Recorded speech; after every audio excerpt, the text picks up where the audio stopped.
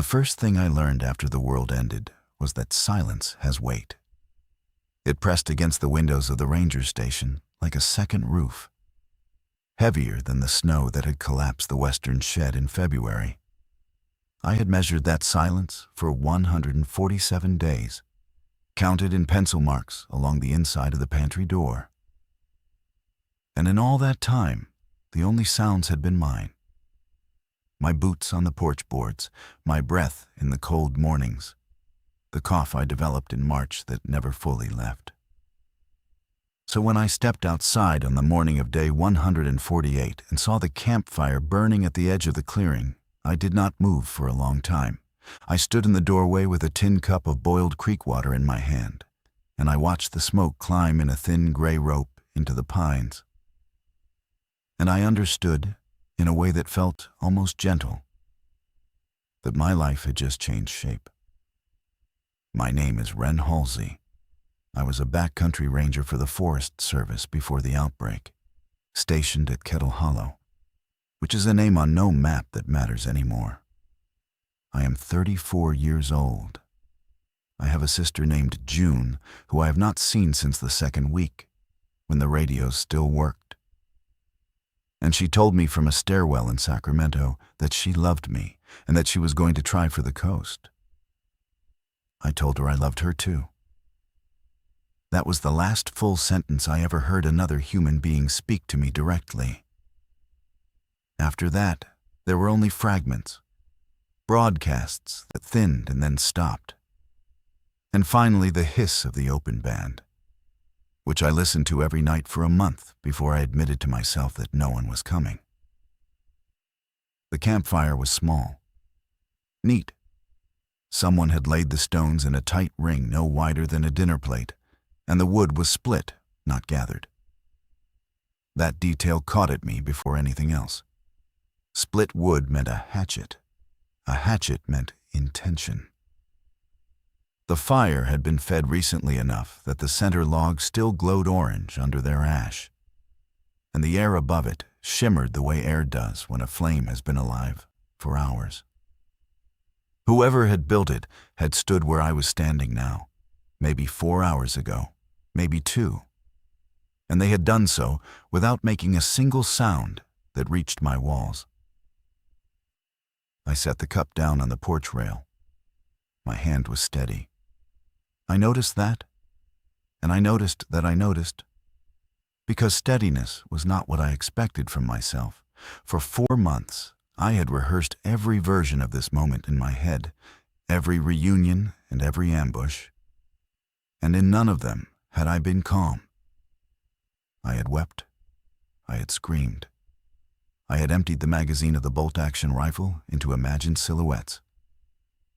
But now, faced with the actual proof that I was not alone, I felt only a cold, clean attention. The same kind I used to feel when I tracked a wounded elk through snow and knew the blood trail was about to end. I went back inside. I closed the door. I slid the bar across it, which I had built myself in week 3 from a length of iron pipe and 2 brackets pried off the generator shed. Then I sat down on the floor with my back to the door, and I made myself think. There were 3 possibilities. The first was that another survivor had found me, had seen the smoke from my stove, and was being cautious.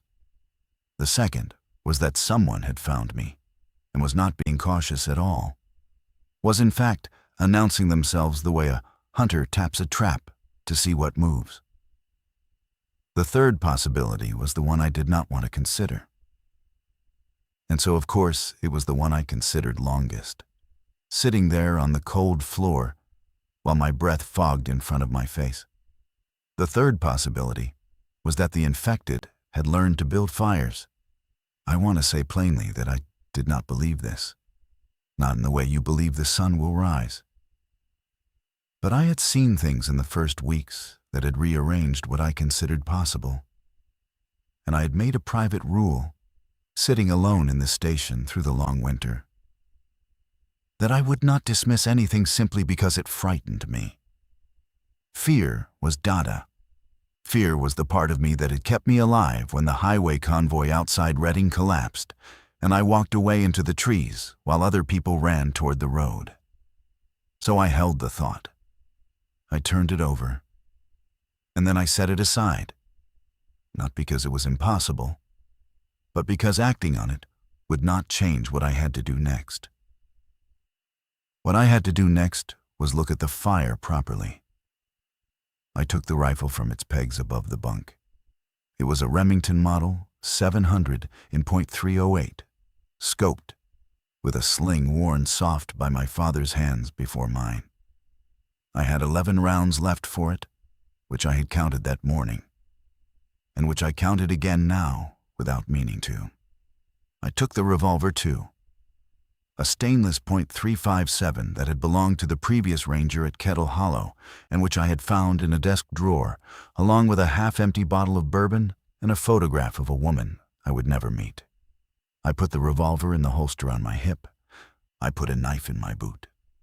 I put a second knife, smaller, inside my jacket against my ribs, because I had read once in a survival manual session that the knife you reach for is rarely the knife you need. Then I went out the back window. The station has a window in the pantry that opens onto the woodshed, and the woodshed has a gap in its back wall that lets a person slip into the tree line without ever crossing the clearing. I had walked this route every dawn for 4 months, not because I expected anyone to be watching, but because routine without paranoia is just habit, and habit gets you killed. By the time I had circled south through the lodgepole pines and come up on the campfire from the downwind side, the sun was high enough to throw real shadows, and I could see the clearing fully for the first time. There was no one there. I crouched behind a deadfall and watched for 20 minutes. I have a watch that still works, a wind-up my grandfather gave me when I graduated from the academy. And I watched the second hand sweep its small circles while nothing in the clearing moved except the smoke. No footprints led away from the fire that I could see, though the ground was needle-strewn and would not hold a print well. No pack had been left behind, no tools, no message, just the stones, the split wood, the patient orange heart of the coals. I moved closer. I kept the rifle low and my body lower.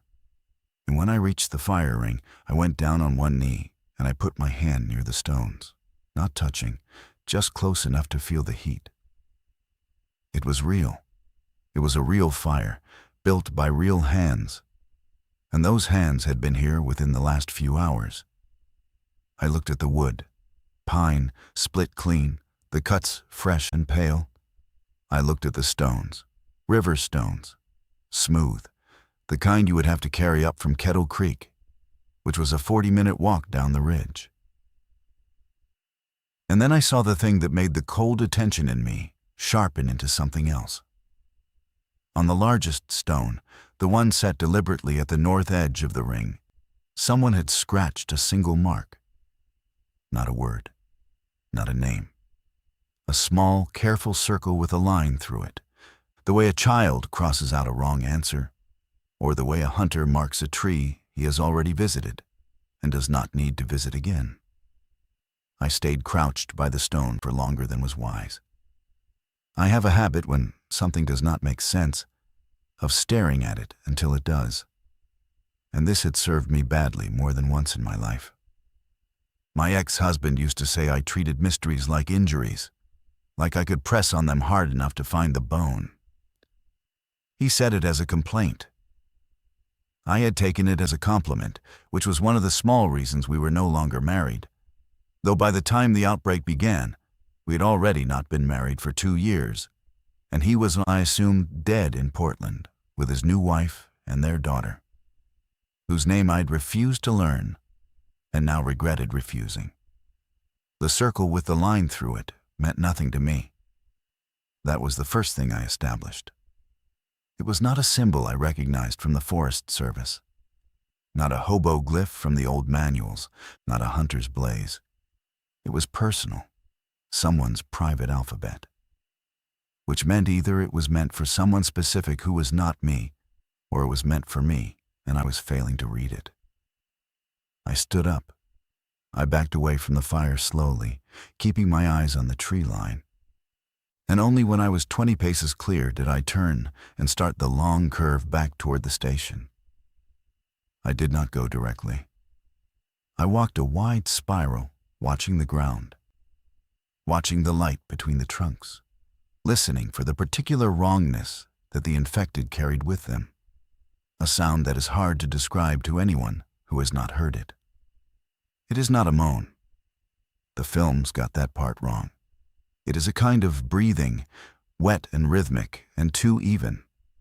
The breathing of a thing that has forgotten there is any other way to breathe. I heard nothing. I saw nothing. I came back to the station from the north, climbed in through the pantry window, and locked everything I could lock. Then I sat at the small table by the stove, and I wrote in the logbook. Because writing things down is how I think. Day 148. Fire at clearing edge, southwest of station, approximately 40 meters from porch.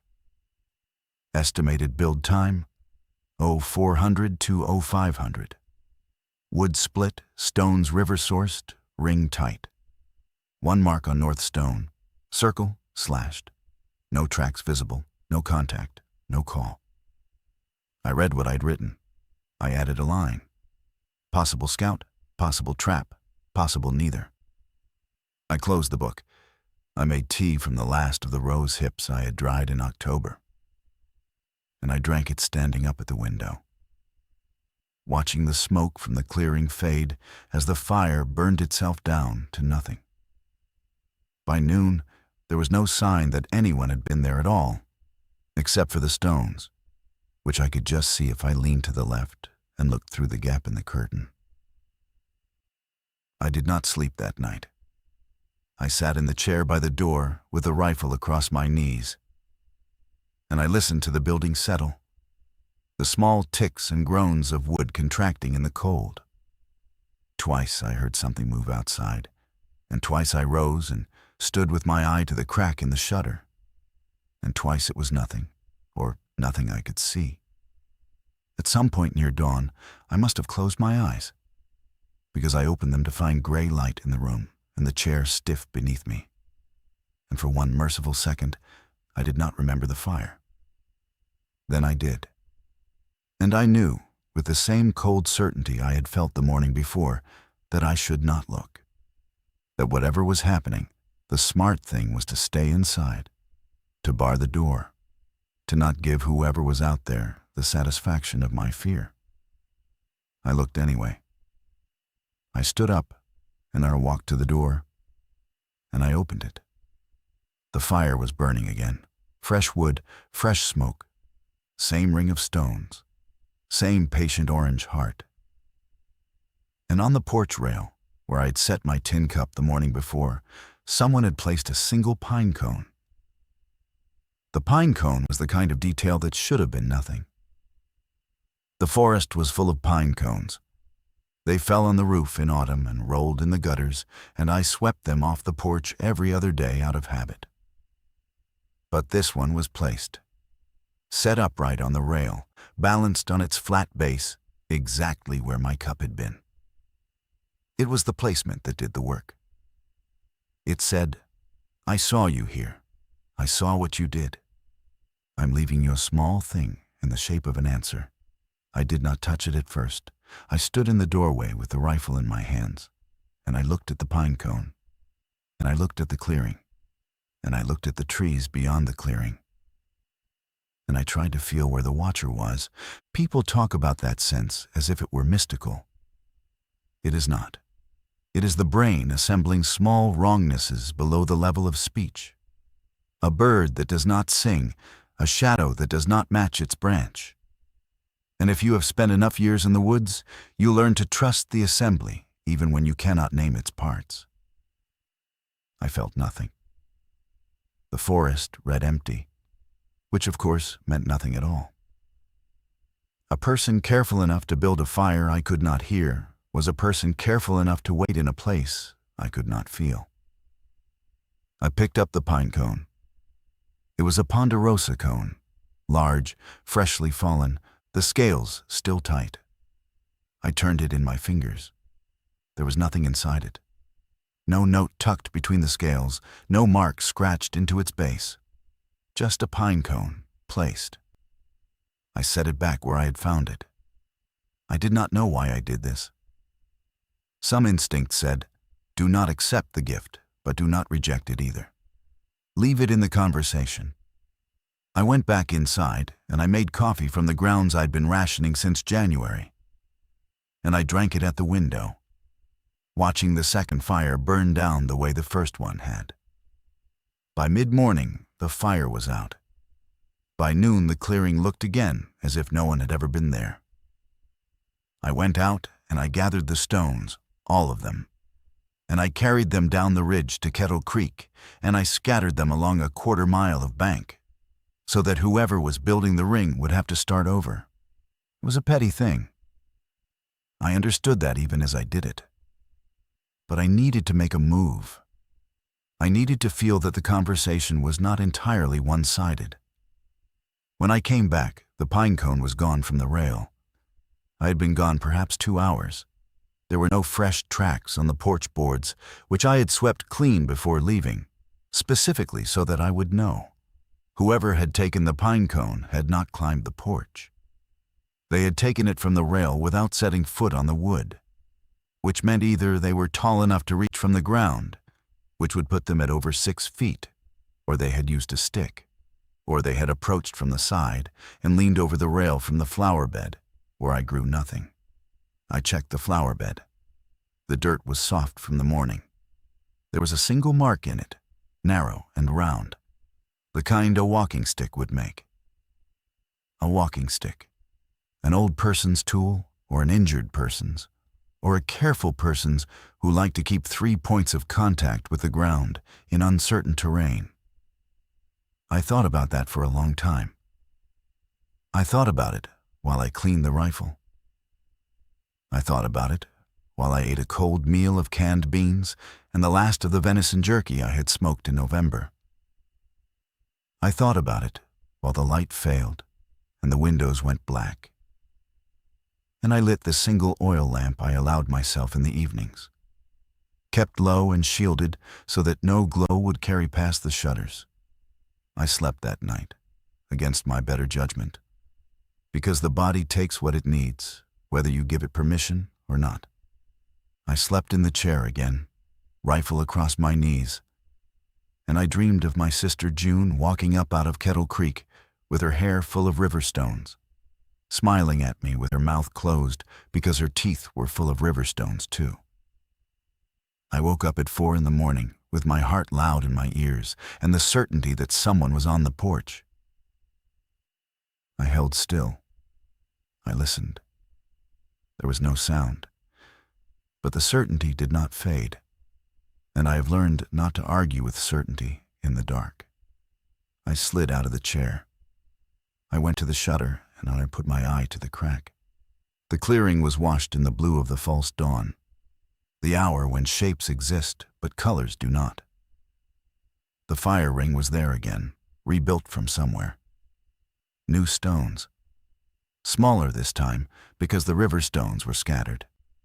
Field stones gathered from the slope above the station. Whoever was doing this had adapted within a single day to my interference, and had done so without complaint or escalation. Just adapted, just kept going. The fire was burning, the smoke climbed, and on the porch, 6 feet from my door, a figure was sitting in my second chair. I stopped breathing. I did not mean to. The body does what it does. I made myself breathe again, slow and quiet, and I looked, really looked, at the figure. It was small, hunched, wrapped in something dark, a blanket or a long coat, with a hood pulled forward so that the face was in shadow. The hands rested on the knees, palms down, very still. The figure was not moving. It was not even that I could tell, looking at the door. It was looking out at the fire. I watched it for a long time. I watched until the false dawn became real dawn, and the colors began to seep back into the world. And the figure did not move once, not to adjust its posture, not to wipe its nose, not to shift its weight. I began to wonder, with a small, awful lurch in my chest, whether it was a person at all, or whether someone addressed something for me to find. Then the figure lifted one hand and rubbed the back of its neck, the way a person does who has been sitting too long. I went to the door. I unbarred it. I did this slowly and loudly, because surprise was no longer a useful tool, and because I had decided, somewhere between the second breath and the third, that I was going to have this conversation while I still had the daylight to see it. I opened the door with the rifle raised.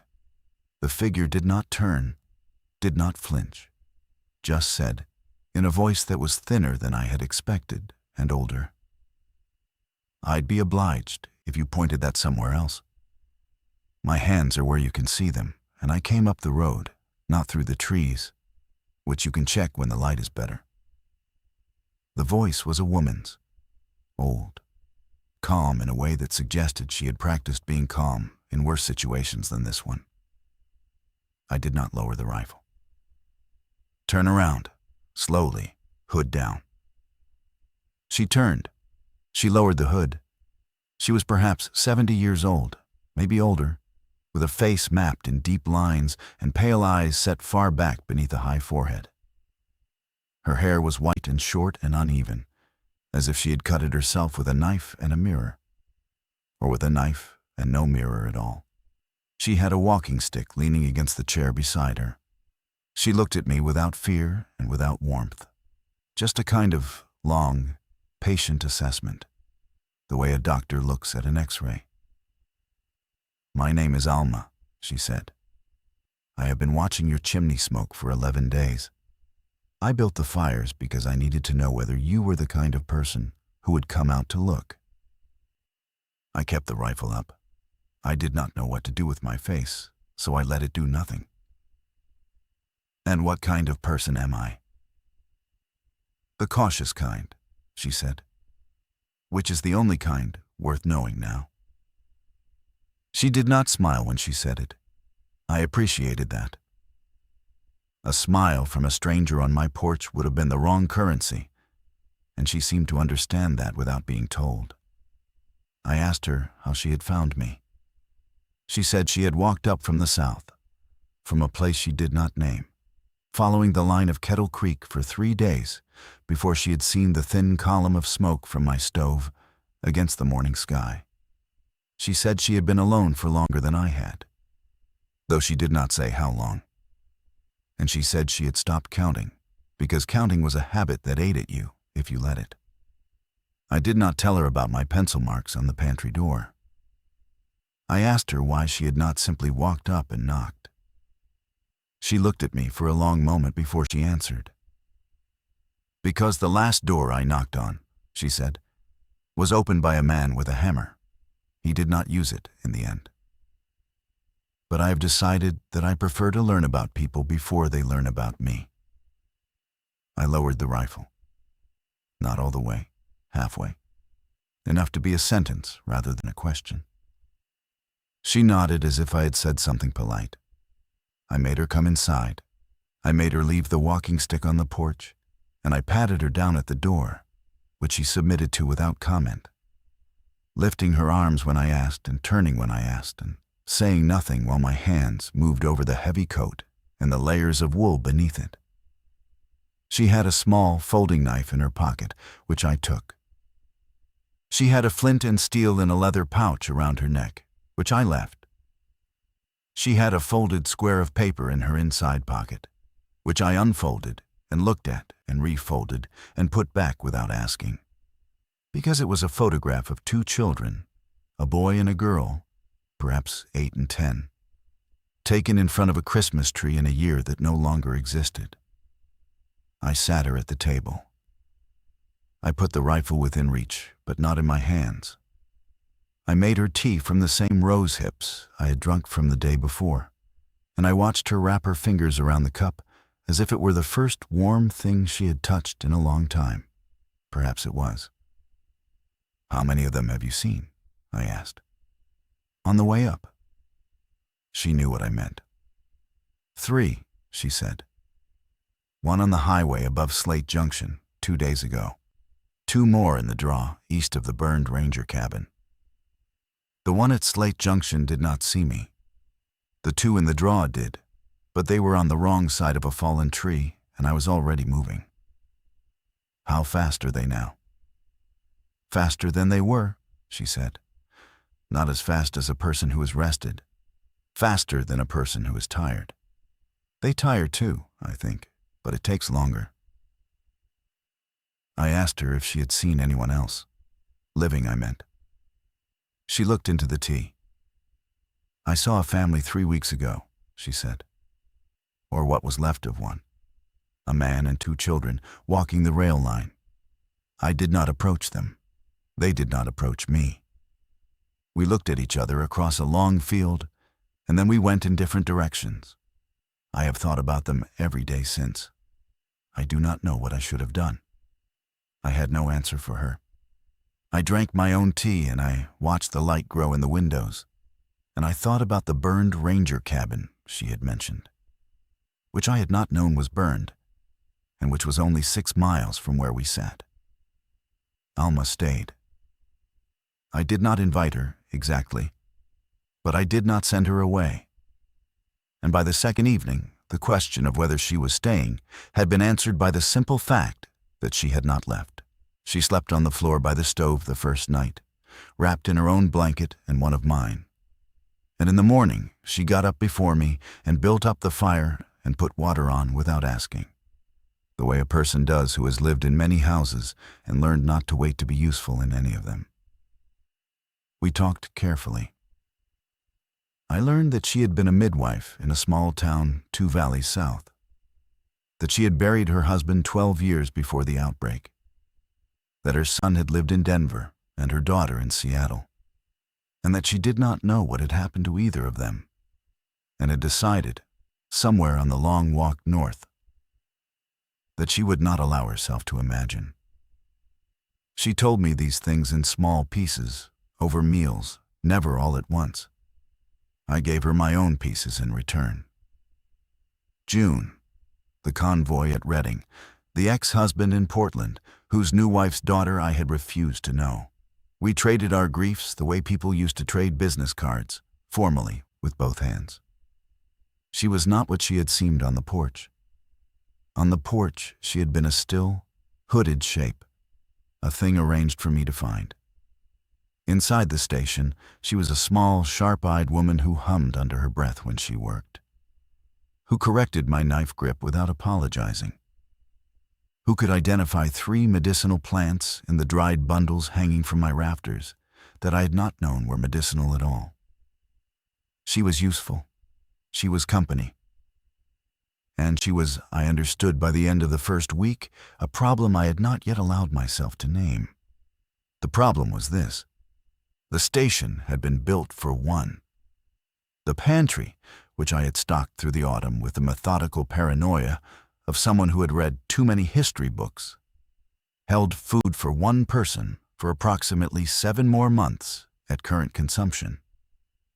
With 2 people, that number became 3.5. With 2 people through a winter, which was what the next winter would be if we both lived to see it, that number became something I did not want to write in the logbook. I did not say any of this to Alma. She knew. She had been a midwife. She had spent her life in rooms where the math of survival was done quietly and not spoken aloud. And on the 4th evening, she sat across from me at the table and said, without preamble, "I will not eat you out of this place. I have my own stores cached 6 miles south. I will go back for them when the weather holds. I tell you this so you know I have thought about it." I told her I had thought about it too. We did not look at each other when we said these things. We looked at the grain of the table, which was pine, and which had a knot in it shaped vaguely like a running deer. On the 7th morning, the first infected came up to the clearing. It came from the north, which surprised me, because the ridge to the north was steep, and the infected I had seen in the first weeks had avoided steep ground. This one had not. It came over the rise at a stumbling half-trot, a man in what had once been a postal uniform. The blue of the shirt faded to gray, and the trouser legs torn to the knee. Its mouth was open. Its breathing was the breathing I had described earlier, wet and rhythmic and too even. And I heard it through the window before I saw it. And I knew what it was before I knew what I was hearing. Alma was at the stove. I said her name. She turned, saw my face, and was at the shutter beside me without a word, her hand already on the small revolver I had given her 2 days before to carry inside the house. The thing in the postal uniform did not see us. It came down into the clearing at its half-trot, and it stopped in the middle, where the fire ring used to be, and it turned in a slow circle with its head lifted, the way a dog turns when it has lost a scent. I had time to look at it properly through the gap in the shutter, more time than I had ever had with one of them before, and what I saw was that the face was not a face anymore, in the way I had once understood the word. The features were all there, the eyes, the nose, the mouth, but they were no longer arranged for any human purpose. The eyes did not track. The mouth hung. The expression, if it was an expression, was the expression of a room with the lights left on after everyone has gone home. "Don't shoot," Alma whispered. She was not telling me what to do. She was reminding herself, I think, that the choice existed. I did not shoot. I watched. The thing turned 3 full circles, and then it went still, head cocked. And for a moment, I had the awful thought that it had heard our breathing through the wall. Then it lurched forward and went past the porch and around the side of the station and out into the trees on the east side, and the sound of its breathing faded into the woods, and I did not move for a full minute after it was gone. Alma sat down on the floor, just sat down, with her back against the wall under the window, the revolver loose in her lap. Her face was the color of the papers she had carried in her coat. "It's been a long time," she said, "since I've seen one up close." I sat down across from her. I did not know what to say. I said, "It didn't see us." "It didn't need to," she said. "It was looking for the fire." I did not understand at first. Then I did. The fires had been hers, the first 2, and then the fieldstone fire the 3rd morning, which she had built before announcing herself. She had told me, that first evening at the table, that she had built them to test me. But she had also, without meaning to, built them where I lived. She had marked my clearing with smoke, and smoke, in a world emptied of all the smokes that used to fill it, was a signal that traveled further than either of us had let ourselves consider. I did not blame her. I want to be clear about that. She had done what she needed to do to assess a stranger, and she had done it with a care that had probably saved both our lives. But the fact remained. The clearing was no longer anonymous. Something had come looking. And if one had come, more would come, because the infected were not solitary by choice, only by collapse, and a fire that drew one would, given time, draw others. I told Alma what I was thinking. She nodded slowly, the color coming back into her face in patches. "We need to move the smoke," she said. "How?" "Build a fire," she said. "A larger one. Half a mile out. Keep it fed for a few nights. Pull the attention away from here. And then? And then let it go cold. And do not build another. And hope that whatever has been drawn to this ridge follows the last smoke it saw." It was a good plan. It was the plan I would have made if I'd been thinking instead of staring at the floor. I told her so, She said it was a midwife's plan, because midwives spent their lives moving pain from one place in the body to another, drawing it where it could be managed. We left the next morning at first light, with packs and the rifle and the revolver and a hatchet between us, and we walked west along the ridge to a saddle I knew from my patrol days, where a clearing opened above a steep drop into a draw full of dead timber. We built the fire in the saddle. We built it large, larger than we needed, because the point was the smoke and not the heat. And we fed it green wood along with the dry to make the column thick and gray and slow. Alma worked beside me without speaking, and I noticed that her hands, which had trembled a little on the floor of the station the day before, did not tremble now. She had a midwife's hands. They knew how to keep their nerve once the work had started. When the fire was burning well, we sat on the rocks at the edge of the saddle, and we ate cold biscuits. And we watched the smoke rise and bend east on the upper wind. Away from the station, out over the long ridges toward country I had not walked in months. "How long have you been doing this?" I asked her. "Drawing things away." She considered the question. "I have been alive," she said, "for 71 years.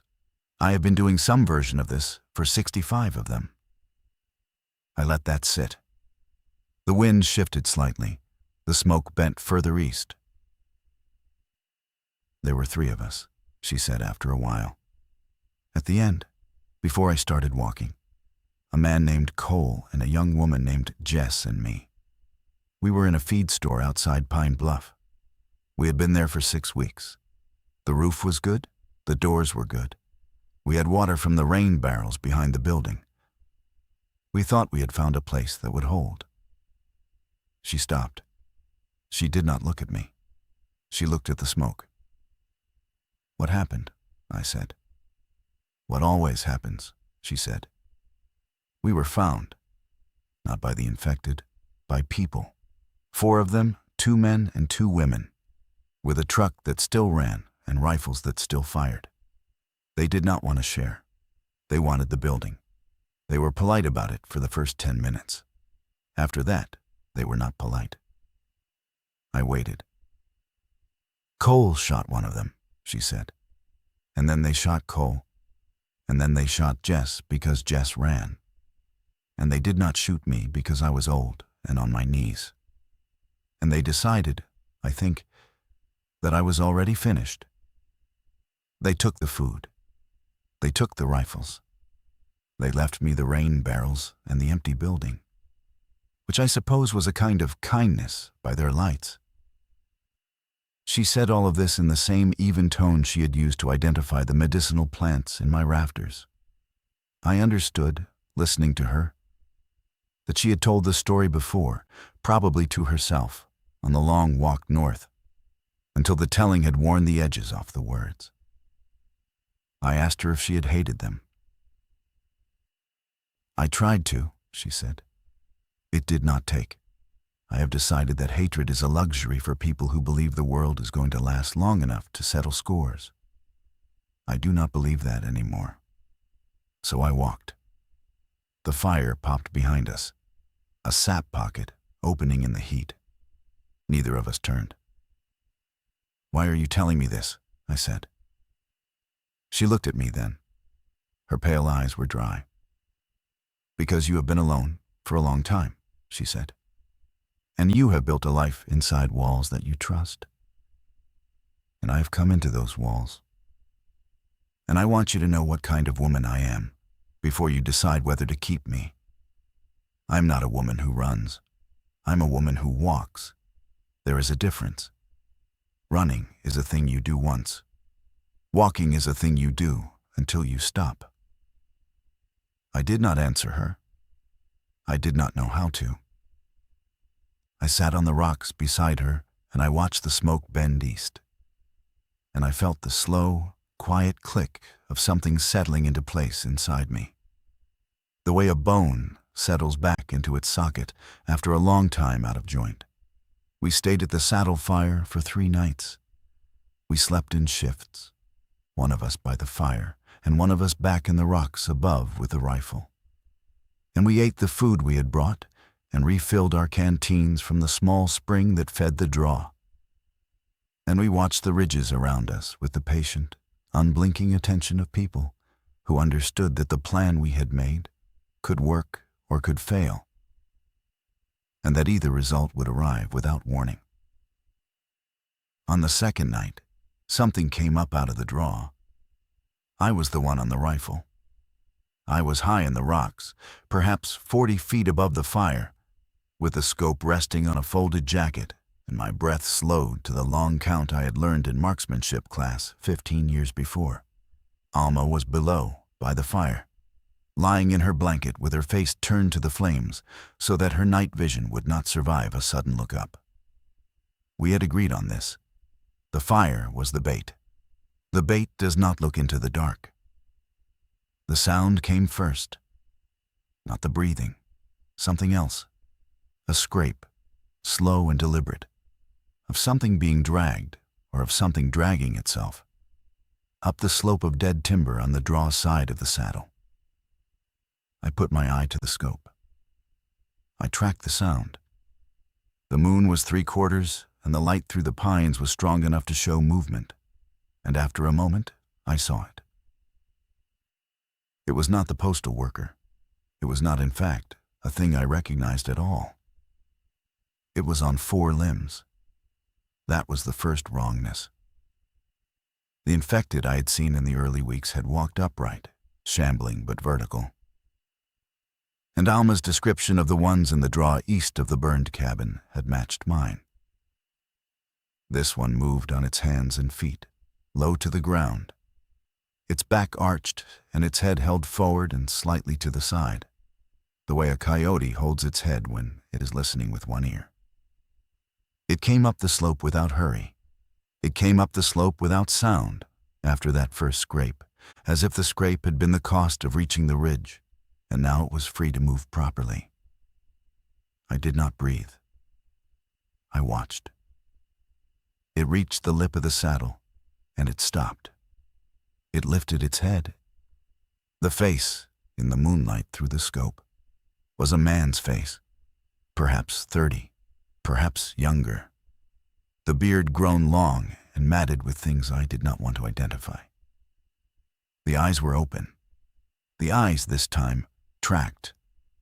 They moved across the clearing, across the fire, across Alma's still shape in the blanket. And they moved without the slack disconnection I had seen in the postal worker. They moved like the eyes of something that was looking. I felt the cold attention come back, the same cold attention I had felt on the porch on the first morning. And I understood with a clarity that was almost peaceful that the question I had set aside in the station, the third possibility I had refused to consider, had not been the wrong question. It had only been the wrong shape. The infected were changing, or some of them were, and this one, the one on the lip of the saddle, was further along whatever curve they were following than anything I had seen.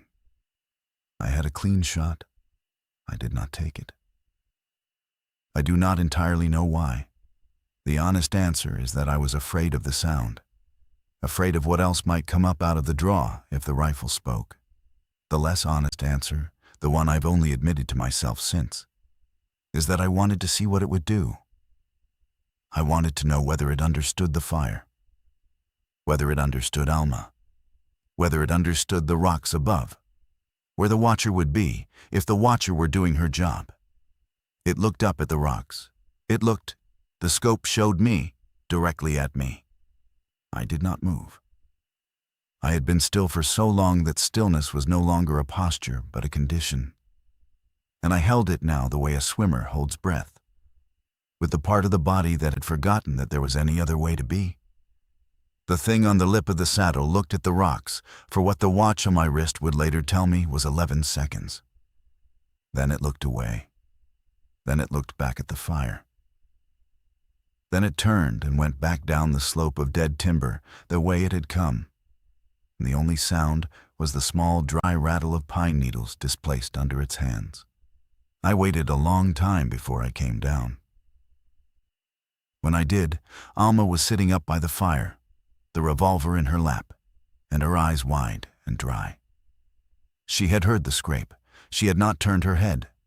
She had done exactly what we had agreed she would do, which was to be the bait and not the watcher. And the cost of that discipline was written in the set of her mouth and the white knuckles of her hand on the gun. I sat down beside her. I told her what I had seen. I told her about the 4 limbs and the tracking eyes and the 11 seconds in the scope. She listened without interrupting. When I was done, she was quiet for a long time, and then she said, "We need to go back to the station tonight." "It saw us here," I said. "It saw you," she said. "It saw the watcher in the rocks. It did not see where the watcher came from. If we leave the fire burning and walk out now, while it is still in the draw, we have a chance to be elsewhere before it comes back." I thought about this. It was the right move. It was the move I would have made if I had been thinking. And once again, I had not been thinking. And once again, Alma had been. I began to understand that this was going to be the shape of our partnership. If we lived long enough to have a shape. She would think when I could not. I would shoot when she could not. We would each be the other's missing organ. We left the fire burning. We packed in silence, and we went down the back side of the saddle, off the trail, through country I knew from old patrols, and Alma did not know at all. I led. She kept pace better than I expected, the walking stick finding its rhythm on the uneven ground. And we did not speak for the first hour, because speaking was a luxury, and we did not have any luxuries to spare. We reached the station an hour before dawn. We came in from the north, through the woodshed, the way I had taught Alma on her second day. We barred the door, and we closed the shutters, and we did not light the lamp. We sat in the dark, in the 2 chairs by the cold stove, and we waited for the light to come up. When it did, the clearing was empty. No fire ring, no smoke, no pine cone on the rail. Just the gray boards and the gray sky and the patient gray pines. And for a moment, I let myself believe that the saddle fire had worked, that the smoke had drawn whatever was drawable, that we had bought ourselves a season. Then I saw the mark on the door. It was on the inside of the door.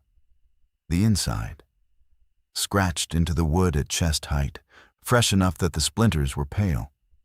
A small, careful circle with a line through it. I did not turn to Alma. I did not have to. I heard her breath stop behind me, and I heard it start again. And I heard her say, very quietly, in a voice I had not heard her use before, "That was not me." I believed her. I had been with her every minute since she had walked into this house. I had searched her at the door. I had watched her hands. The mark on the inside of the door had been made by someone else. We sat with that for a long time. The mark did not change.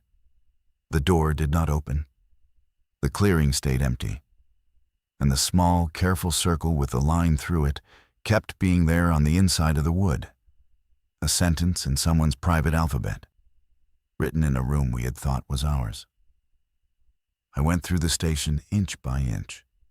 I checked every window latch, every shutter, the pantry, the loft above the bunk, the crawl space under the floor where I kept the spare ammunition wrapped in oilcloth. Nothing was missing. Nothing was disturbed.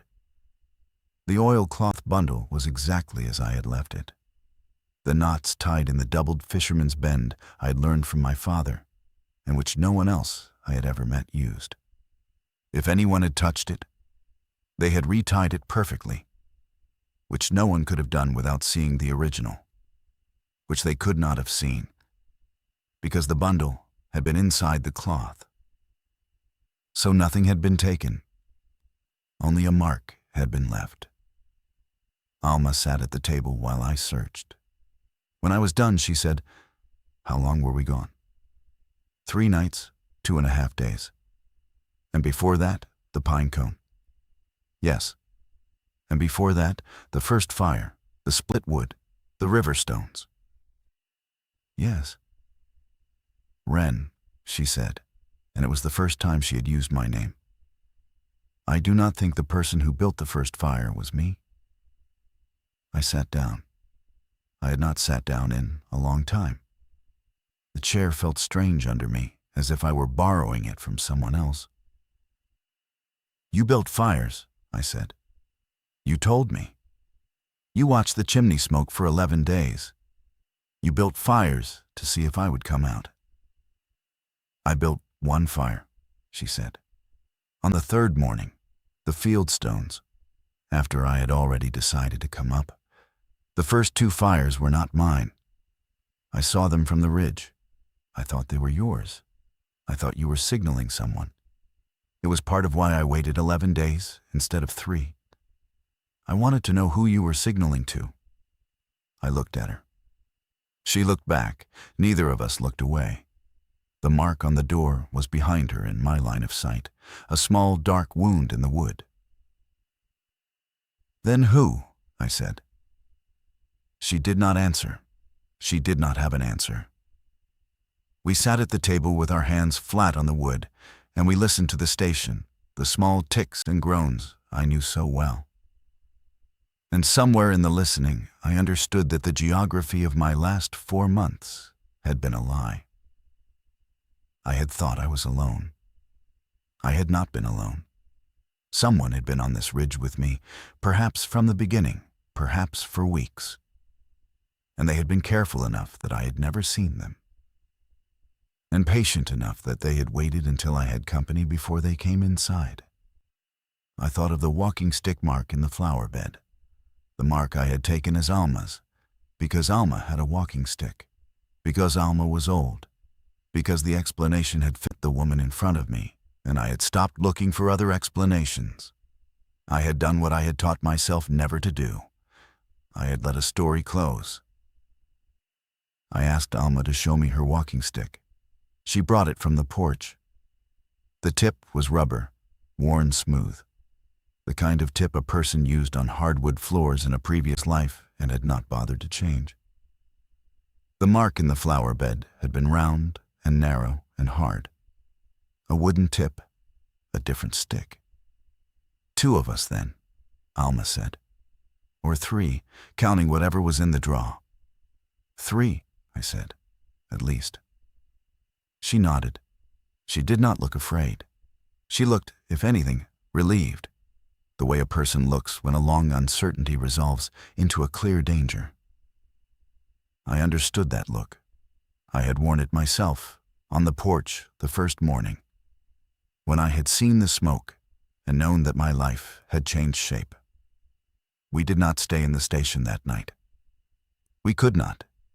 Whoever had made the mark on the inside of the door had been inside, and a door that has been opened once without our knowing was a door we could no longer trust, regardless of how many bars we slid across it. We packed what we could carry.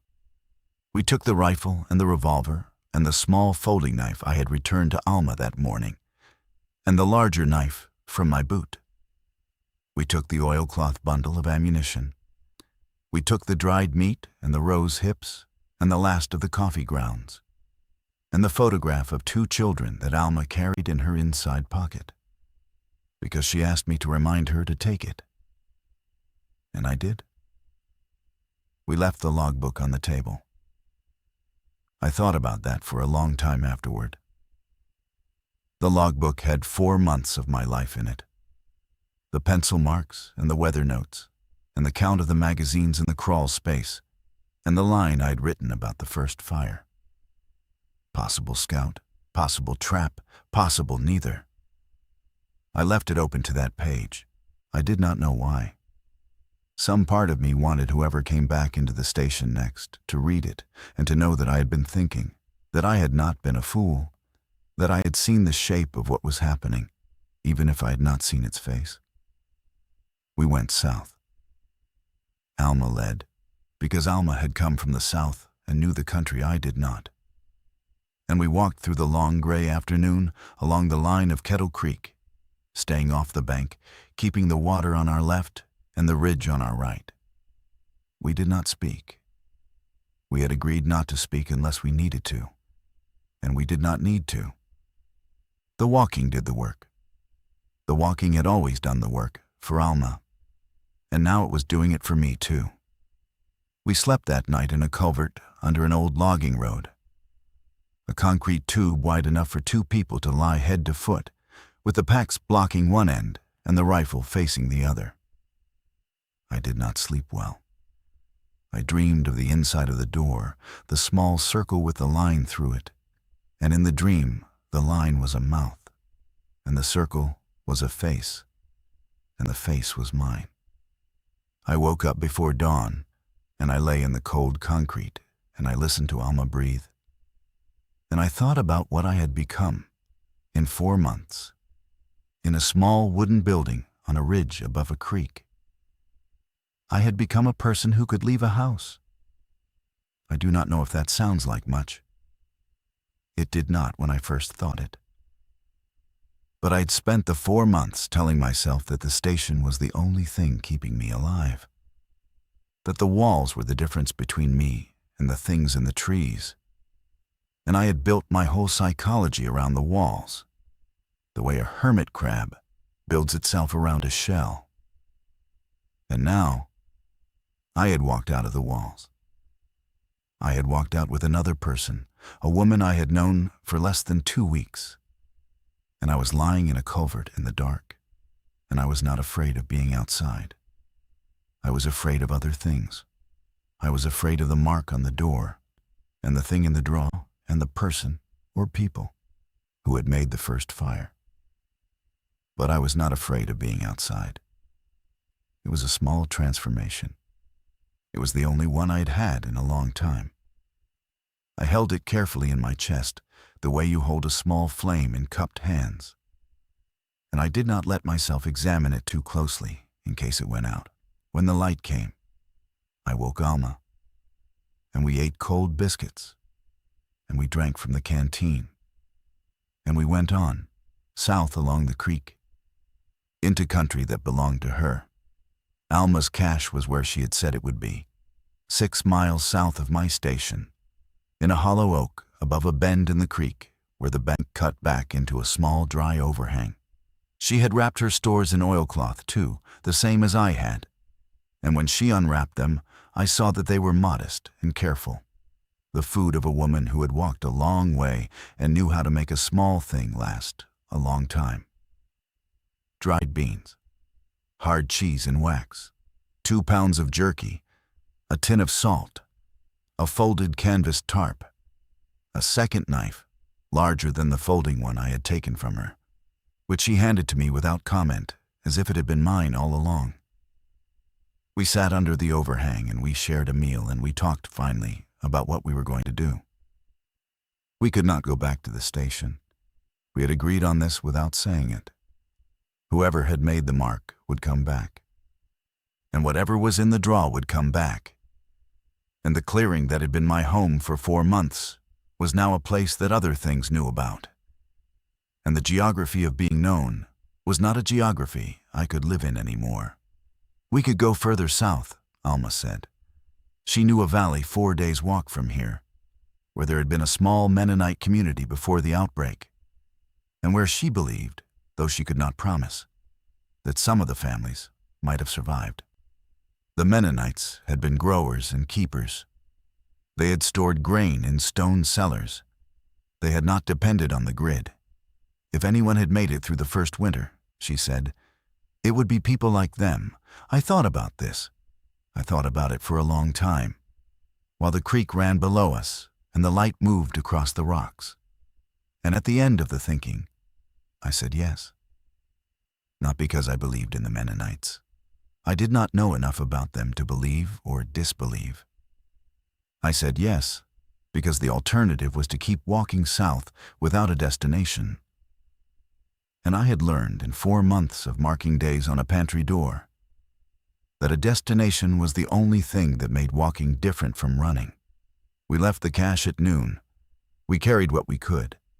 We left the rest wrapped in the oak, with a note from Alma in case she came back for it, written on a torn page from my logbook, which I had, after all, brought with me, folded into the inside of my jacket against my ribs.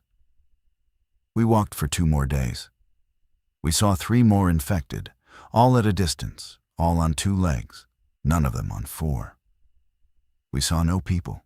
We saw no fires. We saw, on the morning of the 3rd day, a thin gray rope of smoke rising from a fold in the hills ahead of us. And we stopped on the trail, and we looked at it for a long time. And Alma said very quietly, "That is the valley." I did not answer her at first. I was looking at the smoke.